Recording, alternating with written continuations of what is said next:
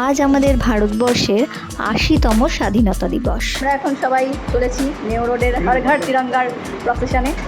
এই যে আমরা একটা করে পতাকা পেয়েছি, সবাই এখন বেরোচ্ছি, কিছুজন অলরেডি বেরিয়ে গেছে।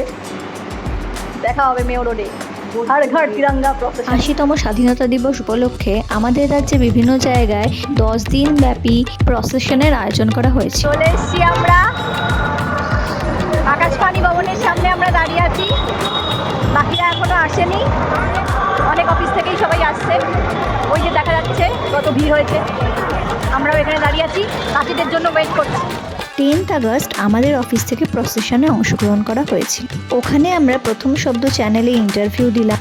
আমরা অফিস থেকে আলাদা আলাদা দলে ভাগ হয়ে ওখানে পৌঁছে সবাই মিলে প্রসেশনে অংশগ্রহণ করেছিলাম।